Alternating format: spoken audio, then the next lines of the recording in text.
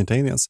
This is the podcast where we examine strange claims about alternative history and ancient aliens in popular media.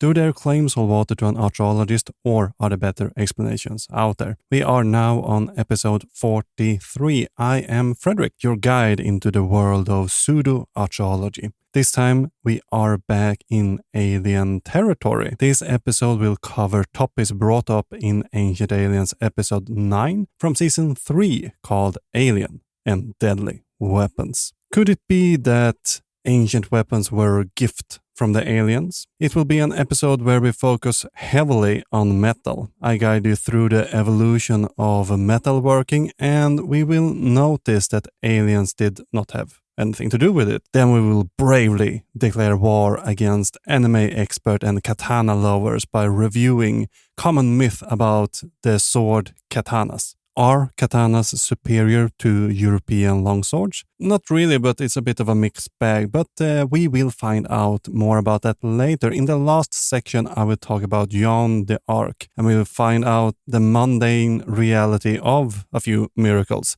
So I might upset alternative historians, 4chan, and the Catholic Church in one episode. That might be some sort of record. If you want to support this bravery, stay to the end and I will tell you how. Remember that you find sources, resources, and reading suggestions on our website, diggingupAncientAliens.com. There you will also find contact info if you notice any mistakes or have any suggestions. Now that we've finished our preparation, let's dig into the episode.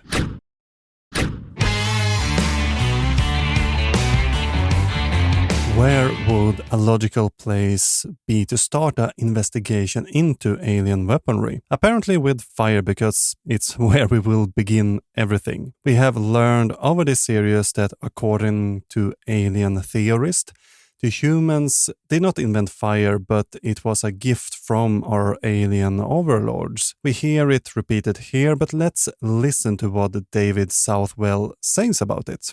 In Native American traditions, quite often it's fire was stolen from the world above. In Maori legends, again, we see the theft of fire from the gods. In the Greek legends, it's Prometheus stealing fire from the gods. If you have been listening to this podcast for a while, you know that, as usual, these myths are taken out of context or misrepresent the story. Among the Ojibwe, Menominee, Pit River, and other Native American tribes, there are elements of fire being stolen by, other legendary creatures. But at the same time, we find among, for example, the Mi'kmaq, Lenape, and Cherokee tribes stories that animals brought the gift of fire to the world, to other animals. If we have to take each account literally, would it not be equally probable that an animal taught humans how to make fire? Or could it be that these people are trying to make sense of a world with the tools, tradition, and knowledge that they have access to? The Maori legends is about the culture hero Maui and his interaction with Mawika. There is a bit of trickery within the story. Mawika stored the power of fire in her fingernails, or nails in general. When the hero meets this fire goddess, he is very well behaved and she honors his request for fire and hand him one of her nails. While Maui is heading back to the village, he wonders what would happen if Mawika lost her power? How would she create fire? So he puts the nail out in a river and go back to get another one, and another one, and another one, and another one, and another one. 5 minutes later. At last, Mawika loses her temper and tries to kill Maui with fire.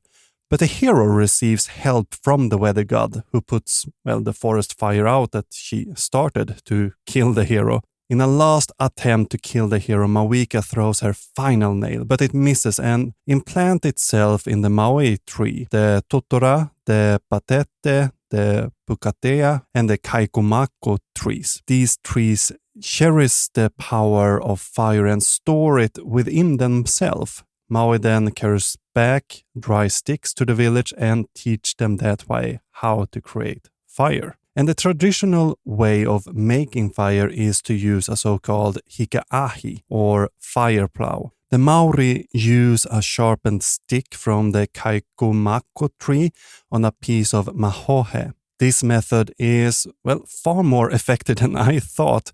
From videos online, it just took a few seconds to work up enough friction to create smoke. In a way, I can understand the idea that the Mauika's power was stored in these types of woods. It's a great example on how myths are used to explain the world around us. But to add aliens to this narrative makes the whole thing even more illogical, or it makes it illogical, to be honest. These are beings with superhuman technology and knowledge beyond our wildest dream, and they visit Maori just to show them how to create fire with 2 sticks. And then we have the Prometheus legend, and I believe it is widely misunderstood. It is usually said that Prometheus, the Titan, and friend of Zeus, stole fire and brought it to humans as a gift. The issue with this narrative, it's only half the story and actually the end of the story. The first known preserved telling of the myth come from Hesiod's Theogony. Zeus demands a sacrificial meal as payment from the mortals. Prometheus, who had a bit of a soft spot for us meaty humans, don't want them to waste the best part of the animal.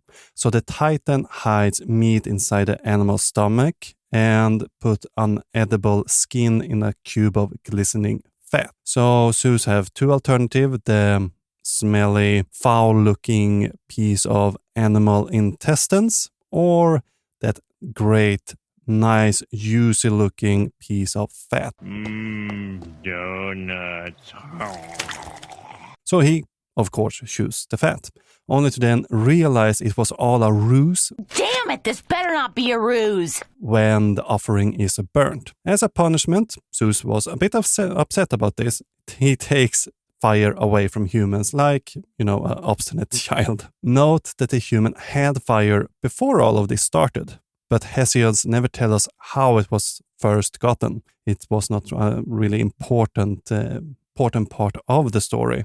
But again, Prometheus, who feels for the now very cold humans, steals the fire back from Zeus and, gives them to the humans and then receives his well-known punishment from Zeus. These are great examples of how ancient alien experts don't understand the myth they quote. They often seem to base their speculations and ideas on public reimagining of these myth and legends. It's almost like using Disney's Hercules movie to learn about Greek mythology. Sure, the names are there and the story is somewhat similar, but it differs wildly from, the OG account of Heracles from the Greek legends. Don't really tell that story to your smaller kids, at least. And would it also not be more logical that the people of the time associated fire with heaven due to lightning? Not only because aliens. Well, I wonder. But why are we talking about fire? Well, it sort of leads us to the next subject, metalworking. Metals have made our life easier and let us as humans do some fantastic things. Also, many bad things. Some really nasty stuff, to be honest there, but how did we create this technology? According to Georgios Tsoukalos, the process went as follows. We go from attaching sharp stones to the ends of sticks, and then all of a sudden, we have actual swords. The implication here is that the shift from the Stone Age to the Metal Ages was so swift that we couldn't possibly have figured this out ourselves. The source of metalworking must therefore be, alien visitors. Is that what we really see in the archaeological records? One day our ancestors happily created flint tools, living a simple life under the open skies, have a nice cave, all of that.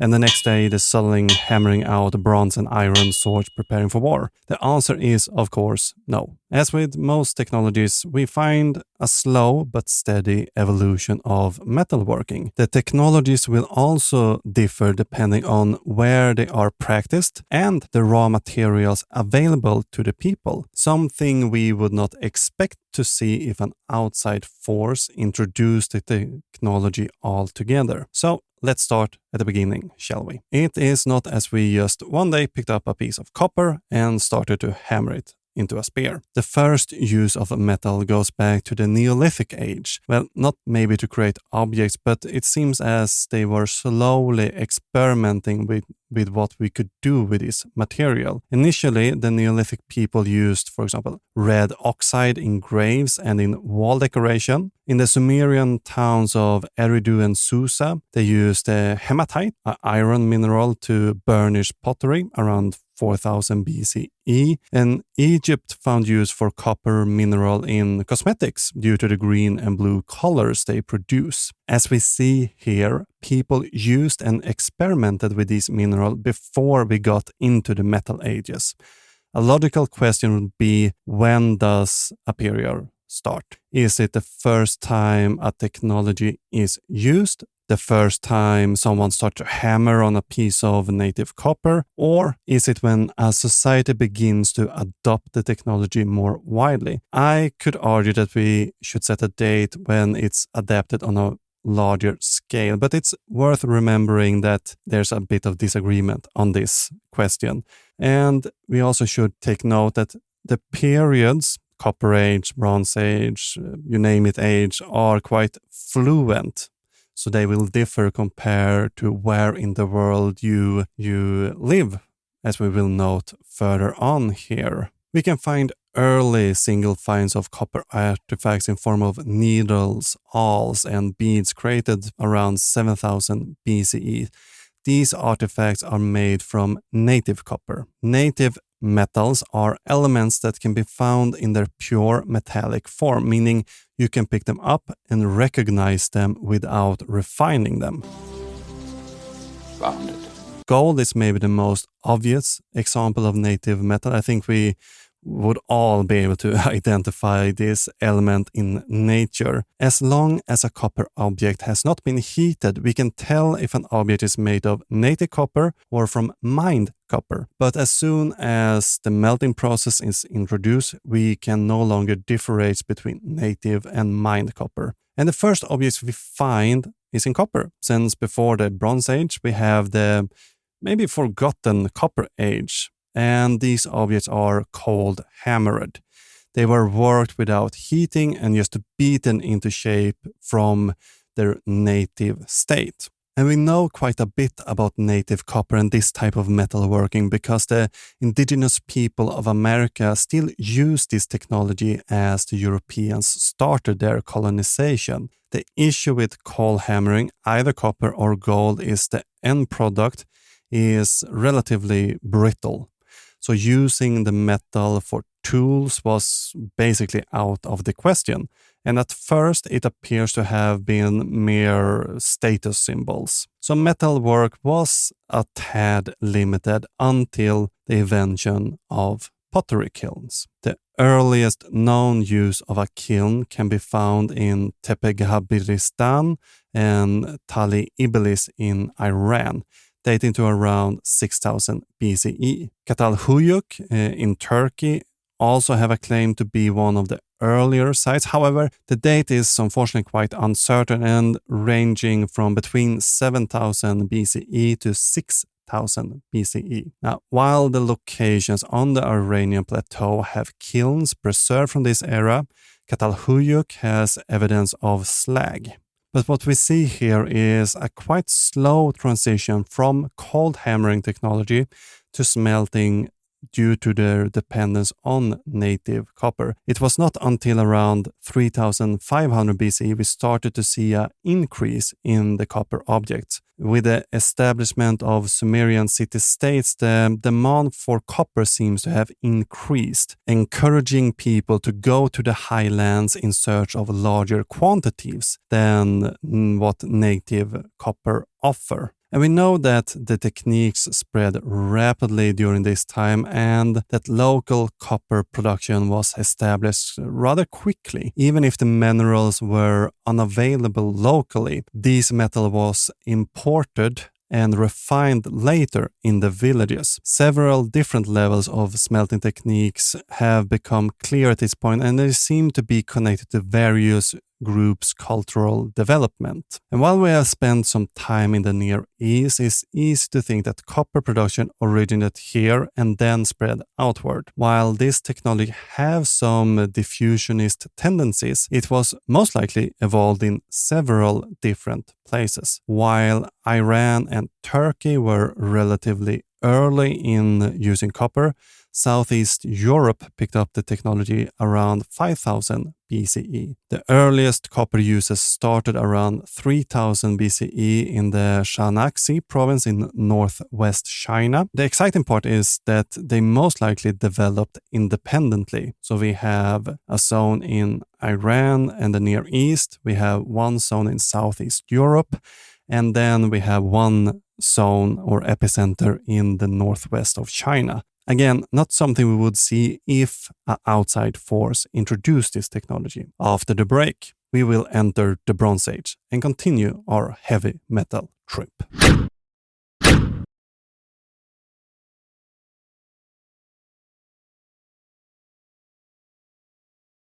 Welcome back. After we started to get the hand of copper and smelting, we started to experiment with alloys and developed, in the end, bronze. The introduction of bronze opened new possibility due to the more robust material that they now got their hands on. More people could afford to invest in bronze since it would last much longer than the previous copper tools. As I mentioned, bronze was not a sudden creation, but a result of experimentation. Before bronze, we were already creating different alloys. The most common alloy was arsenical copper. So by mixing copper and arsenic, you could create a metal that was a lot harder compared to just pure copper. The main drawback with this method is that you are slowly poisoning everybody around you when you're melting the arsenic into the copper. And why we didn't use tin a lot earlier is that the tin is quite scarce in its native form and usually found only in granite, and then only in a few locations, for example in China, Bolivia, Nigeria, and Cornwall. Right. Of course. Cornwall.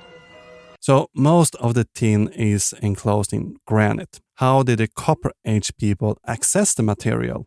Aliens? Could be. Or, hear me out, they used a mineral called cassiterite. Or we know that they used a mineral called cassiterite. It is found in a purer state, and this mineral is then white, but in most cases it's found diluted with other minerals and have a bit darkish color. But if melted, you can extract the tin minerals trapped inside of the cassiterite. Most of our early bronze seems to not have been created from pure ingots. This was something that would come a bit later, however. But in the early bronze manufacturing, copper and cassiterite were added together in the furnace and were then heated to the melting point of bronze. At this point, the cassiterite will reduce to tin, and the copper will then absorb the tin in it. The obvious drawback of this method, in turn, is that you do not have the same control over the properties between tin and copper. You want to have about 12% tin in the mixture to get the best quality bronze. So when was bronze introduced? Well, this depends on what culture and what area we are looking at. We find the earliest bronze work in Mesopotamia, primarily centered around the Euphrates and Tigris delta. The earliest signs of a true Bronze Age are the top of about 3000 BCE. In Egypt, we start to see an increase of tin and copper production around the 4th dynasty, roughly around 2600 BCE. Interestingly, Egypt entered its true Bronze Age relatively late compared to the other locations that we are looking at. And do you remember just a moment ago when we talked about how quickly the Iranian Plateau developed its melting process around copper? When it comes to bronze, these locations were not as quick. Some argue actually that the people of Mesopotamia gate-kept the tin, traded it up so it wouldn't go south, and that way left Iran in an extended copper age. But around 2000 BCE, we see how even Iran gained access to tin and bronze. Also, let's not forget South America, where we see a very concise copper age, possibly due to the large tin deposit near the lake Titicaca. Bronze work spread along the Pacific coast and the Andes from around 1000 CE. The knowledge of bronze seems to have not reached higher than in Peru and Ecuador. South American culture used bronze in axes, knives, pins, and chisels. Many of these objects have been found, for example, around Machu Picchu and, of course, other sites. South America has several examples of rather complex alloys. In bronze objects in Machu Picchu, we have, for example, tin bronze, but with an addition of 18% bismuth. And this unusual concoction did not make the objects more brittle, actually. Seems to not have improved it that much either. But the metalsmith of South America seem to not have found really the sweet spot yet on 12% tin. Around late Titicaca, the chisels are containing like 4 to 9% tin, and around Peru and Bolivia, the tin in bronze could range from 0.7% to 13%. Something we should take note here is the shift between the technologies here is relatively slow. We often like to imagine that the people will jump on board on a new idea as soon as it comes available, but just think how it has been in our modern days. Think back on the smartphones. While it's a device that most people have now, far from everyone had a smartphone in 2007 when they first were starting to be released. I, for example, didn't buy my first device until 2011 when they had got, a bit better and a bit more affordable. But how is it with the Iron Age then? Philippe Imbrogo put it like this. No one really knows when people first started making steel. Some say it only dates 1000 BC. To make a steel sword in ancient times was not an easy task. You would have to get high-quality iron. And most of the time, they could not get that iron mined from the earth. And meteorites were obtained, which were pure iron, which made the best steel swords.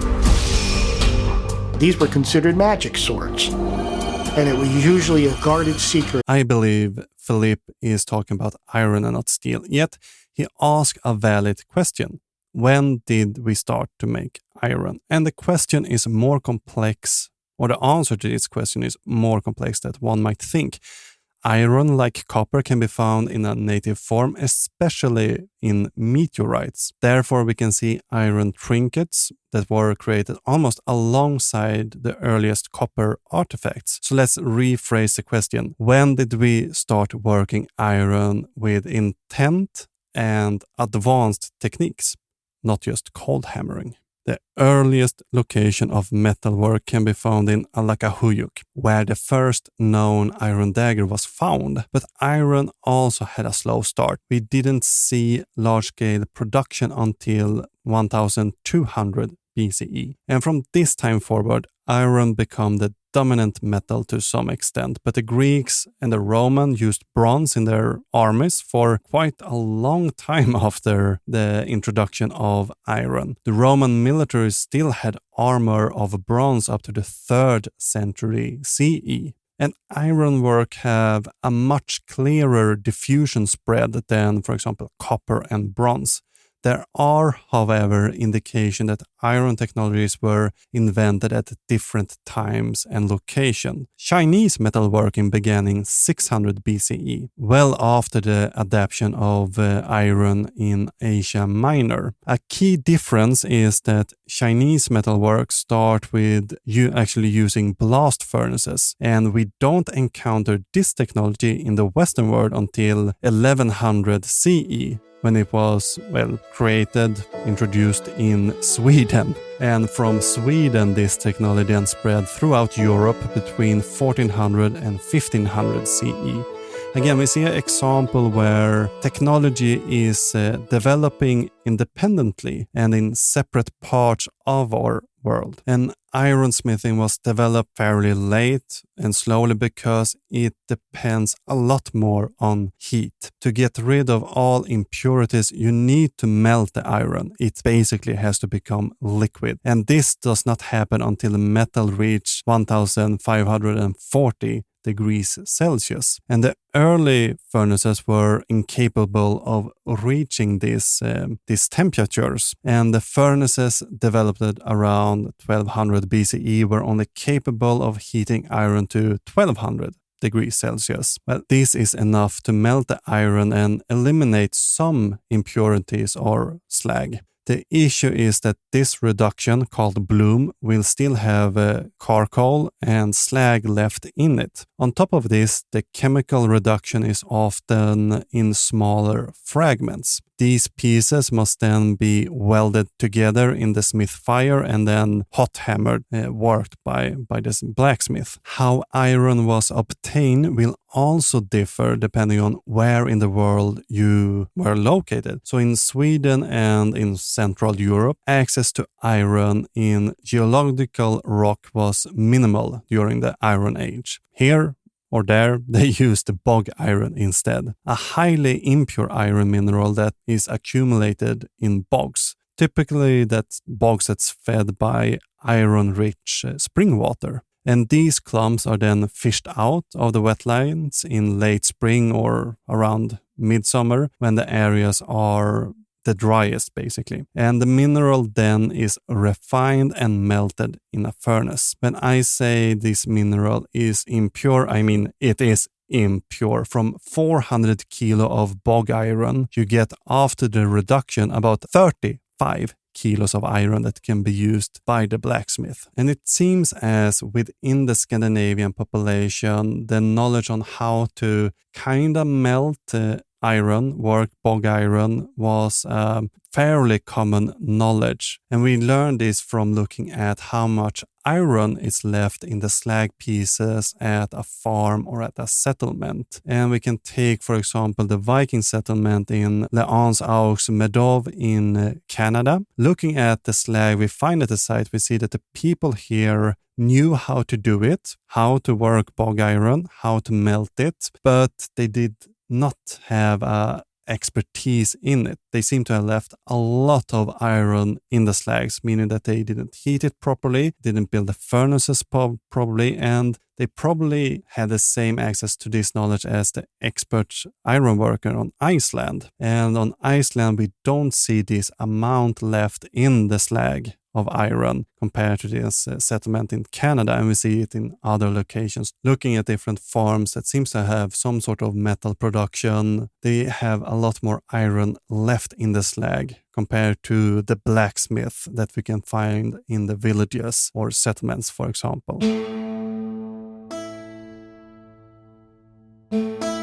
And within this episode, we also presented with some extraordinary ideas regarding blacksmith and their magical abilities.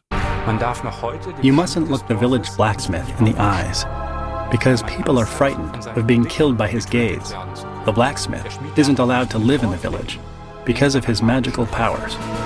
And as we just noted, most people within the Middle Ages could most likely do a bit of everything. Melt ore, maybe hammer out some nails, basic stuff that you need on your farm, in your day-to-day life. I've seen some list of things a person was supposed to be able to do in one workday. On one, we can learn that a man was supposed to be able to do the following: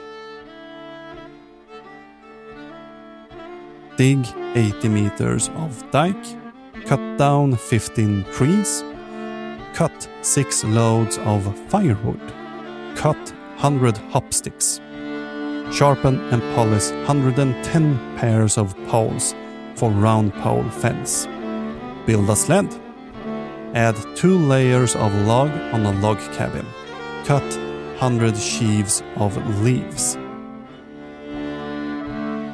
So this is just an example of what someone in Sweden would be expected to perform during the day. But you need tools and be able to maintain them to be able to perform this type of work. In contrast to what Peter Feiberg told us, the blacksmith was actually quite important person within the society, and they even had access to a guild. It is correct that myth and superstition surrounded the smith occupation. Some myth might even be due to how the smith operates. You see, some part of the blacksmith work could be done out in the public. The smith won't care if you see him hammer iron or steel, since this is a skill that you must acquire over several years of training. However, the melting process was something they might have wanted to keep for themselves. And the myth I have found regarding the smith seems pretty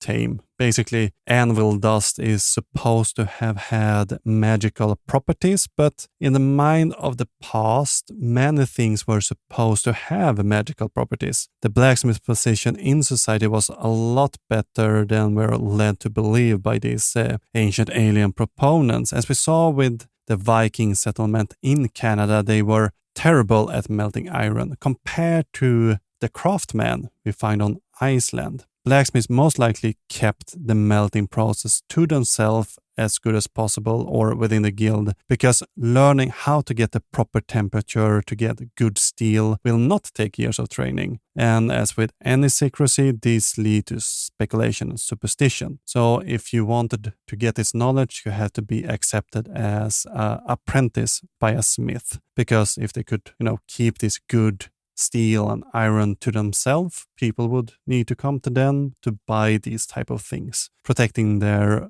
occupation and their salaries. However, it was never on the level we heard here. It sounds basically as Peter Feiberg is describing an executioner than a smith. And as we see here, the alien astronaut theorists have simplified a very complex process to the extent that it's basically misguiding. What we have gone over here is just a scratch on the surface, and we could go deeper into different periods, technologies, locations, type of furnaces, and it is a subject we need to dedicate an episode or two on with an expert. But for now, let's move on. I think you have enough information here to combat alien theories on these strange claims, at least. So let's investigate some of the aliens' most deadliest weapons just after these few messages.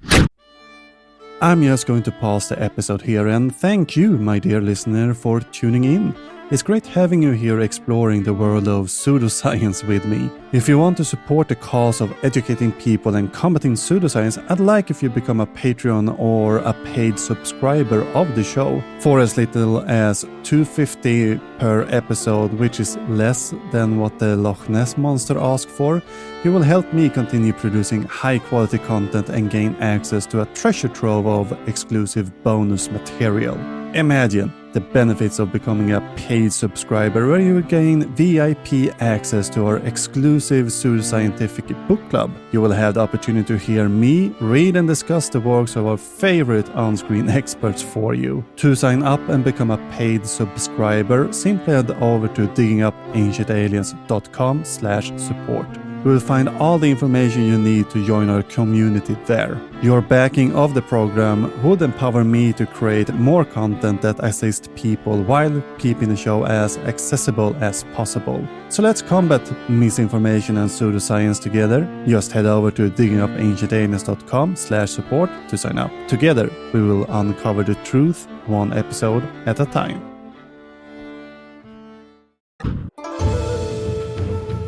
As we head into the next section here, I have to admit something. I would love to be a sword nerd, and I've tried so hard, but alas, the sword fever has eluded me. While I do find swords interesting to look at and maybe a bit fun to wave around with, I'm not an expert. Luckily, others are, and I did consult a couple of these experts for this next part, because it might upset some people on the internet more than usual, especially neckbeards and dweebs. Now, the ancient alien theorists are heading into samurai territory and the mystical katana. And most of it is actually not too bad. They have Raphael Koshe, who seems to be the History Channel's resident sword expert. And he does a quite a decent job explaining the history of the katana.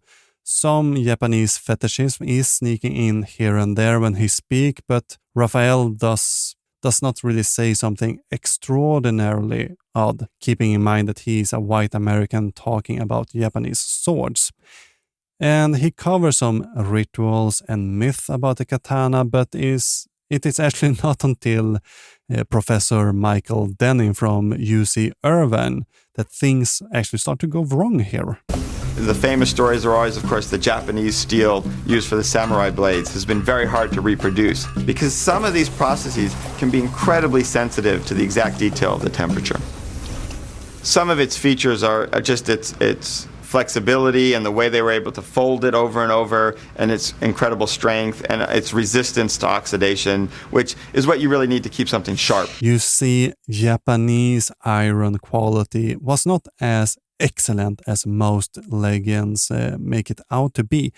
A tatara, or Japanese furnace, could not really get the iron hot enough to melt it, leaving a lot of slag, coal, and other impurities behind in it. What comes out of the Japanese furnace is referred to as tamahagne. We can call it iron ore, basically, for simplicity. And this ore will have varying quality and impurity. And the best part are the parts that are the most silvery looking in their color. The finest bits are then selected and turned into these steel swords and weaponry. The swordsmith then repeatedly fold and hammer the iron, and it was a technology that was developed as a way to get rid of these impurities from the iron. The technique was necessary to create a good quality product. The reason why Europe, Asia, Africa, or any other metalworking region, or steel for that matter, did not use technique was they had access to better furnaces. Using the folded technique on monosteel, for example, that doesn't have any impurities due to the melting process, will actually not improve the product in any way, sense of form. What is impressive with this technology is not the quality, it's that they actually figured out in Japan how to turn something of bad quality and make it into a actually really good quality product. But it all actually comes down to how you tamper the steel. If the tampering is terrible, it doesn't matter how excellent the steel quality is, you will have a lousy quality. You can have the greatest furnaces, you can have the best quality of steel. If the tamper is shoddy, you will have a bad time. So, as things turn out, there are no secret behind the steel of katana swords. How about the idea that katanas is much sharper and better than any other sword? We saw that the steel is not really different from what we find elsewhere, just using a different method. The legendary sharpness, however, is actually a modern myth. It originates from B-movies back in the day in combination of the idea that these European swords were basically dull clubs, and the dull medieval swords are a myth with a bit of a unclear origin, to be honest. It could originate from the fact that some European sword techniques include a fighter holding the sword by its blade. So the logic is that if you hold a sword by the edge, you want it to be dull so you don't cut yourself. But reading the manuals from this time, we learn that there are ways on how to control the blade without slicing yourself. As long, of course, you don't slide your hand up and down the blade. If you don't do that very bad move, you don't really have something to worry about. The knight also had leather glows, making it even a bit more safer. And you can even test it yourself. Take a knife and press your thumb against the edge. You won't cut yourself and it won't even leave a mark.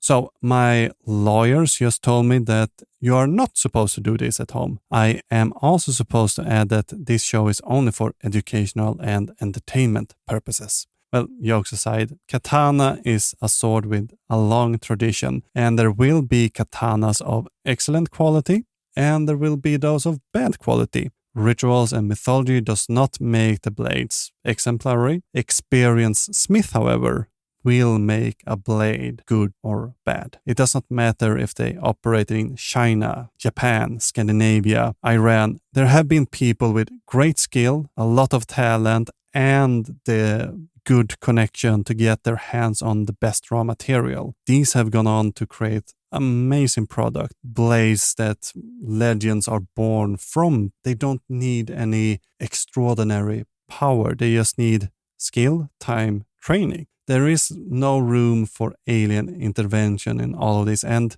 even excellent smith probably made a dud from time to time too. Even if you have the greatest quality iron, greatest quality steel, if you're bad at your job, you will have a bad blade. Iron itself doesn't really do much in that sense. So let's leave Japan and turn our gaze towards France. Have some historical figures had access to weapons of alien power?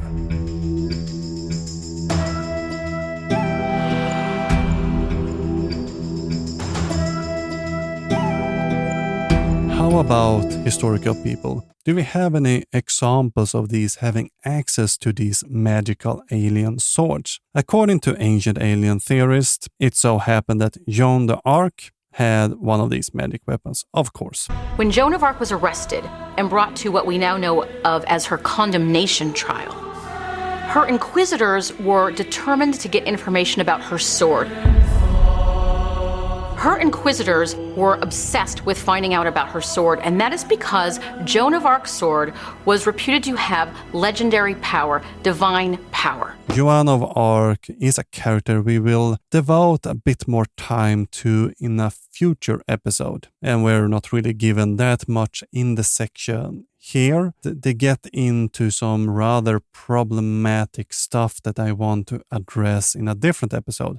So you have to look forward to that one later on. The short story of Joan's life, however, is that she was most likely born in 1412. Most known for her part in the 100-Year War. That was not 100 years long. Joan claimed that angels and saints were giving her divine knowledge and was part of leading the French to victory and installing Charles VIII on the throne. Now, were the inquisitors of Joan of Arc interested in her sword? Luckily for us, the records of Joan's trial have been preserved, and I am using Daniel Hobbins' translation.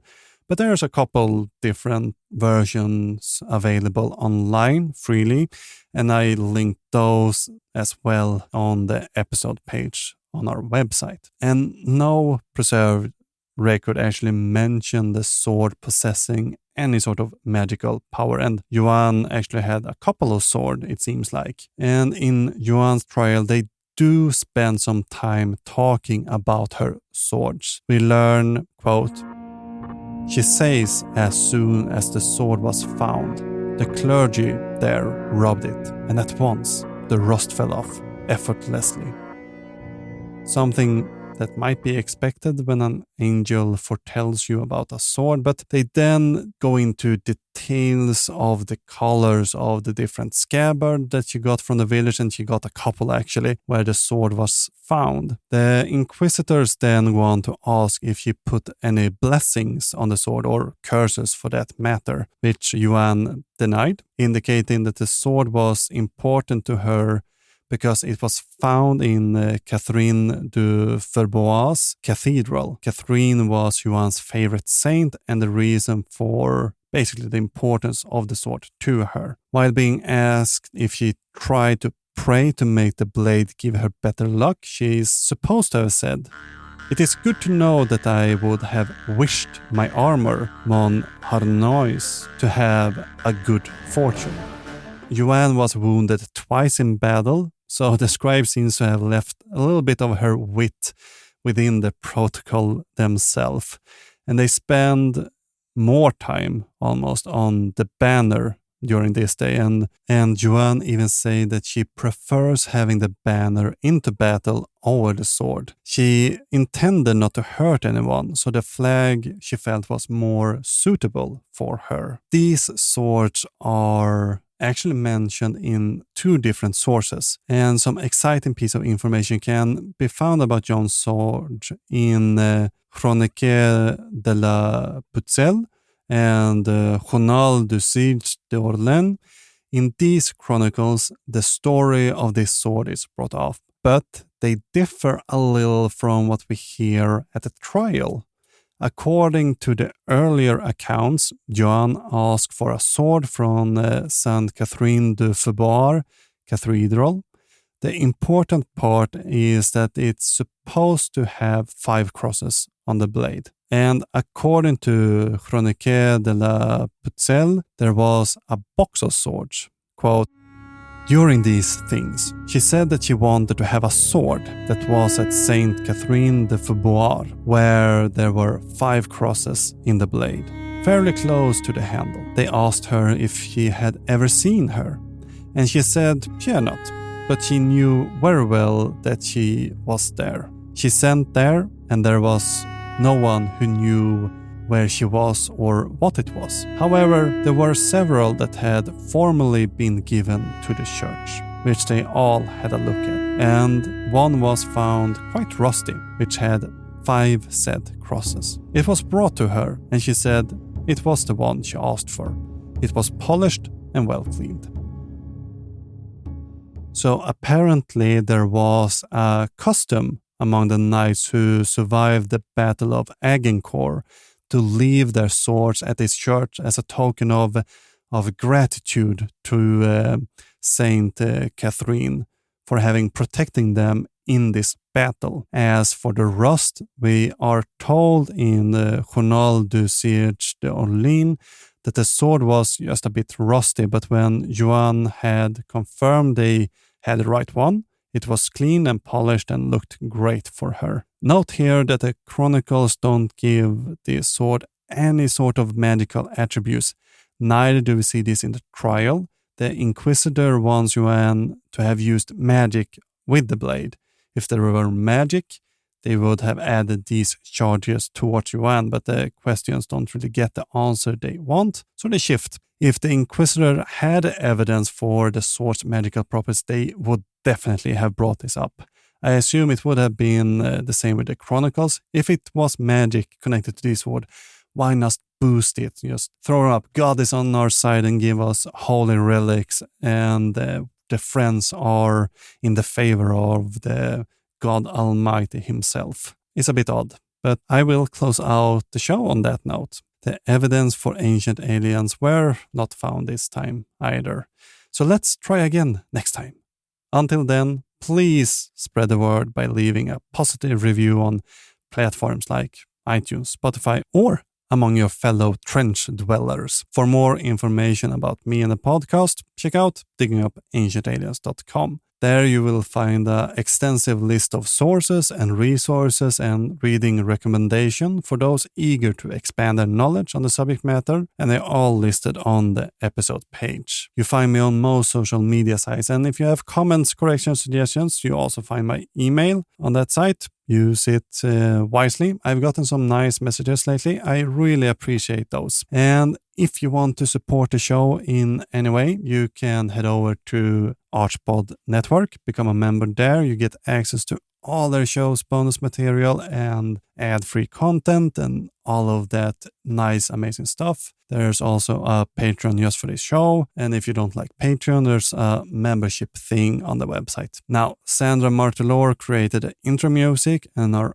outro is by the band called Trallskruv, who sings their song Tinfoil Hat. Links to both of these artists will be found in the show notes. Until next time, keep showing that science. Men jag skyddar mig för jag har foliehatt. Och så säger ni, det är en galen fantasi att jag manipulerar oss med telepati. Ni tycker att jag redan är besatt, men jag skyddar mig för jag har foliehatt.